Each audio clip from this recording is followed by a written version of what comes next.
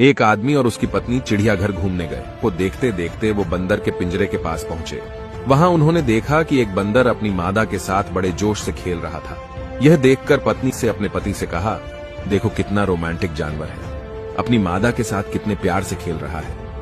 तब पति चुप रहा। तभी पति पत्नी आगे गए तो उन्हें शेर का पिंजरा नजर आया। वहां उन्होंने देखा कि शेर और शेरनी दूर दूर बड़े आराम से बैठे थे। खामोश शेर एक कोने में अकेला बैठा था, जैसे शेरनी का कोई अस्तित्व ही नहीं हो। यह देखकर पत्नी ने थोड़े दुखी मन से कहा, कैसे जानवर है, बिल्कुल अलग ही बैठा है, जैसे शेरनी को जानता ही नहीं। इनका आपस में बिल्कुल प्यार नहीं लगता। तभी पत्नी को एक पत्थर दिया और कहा, इस पत्थर को जरा शेरनी की तरफ फेंको। और जैसे ही पत्नी ने शेरनी की तरफ पत्थर फेंका, तभी शेर दहाड़ता हुआ अपनी शेरनी की रक्षा के लिए आगे आया।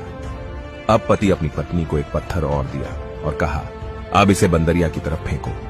जैसे ही पत्नी ने पत्थर फेंका, वो बंदर अपनी मादा को छोड़कर खुद की जान बचाने के लिए तुरंत पेड़ पर चढ़ गया था। दोनों जानवरों को प्रतिक्रिया समझाते हुए पति ने अपनी पत्नी से कहा, बंदर की तरह झूठे और असंवेदनशील लोग अपने खोखलेपन को छिपाने के लिए अक्सर इस तरह के बाहरी दिखावे वाले रोमांस का ढोंग करते हैं। वहीं इसके विपरीत शेर की तरह लोग हैं, जो दिखावे से दूर तनाव मुक्त होकर अपनी जिंदगी आराम से जी रहे हैं। और आज के समाज में हमारे आसपास बंदर ज्यादा है और शेर बहुत कम है।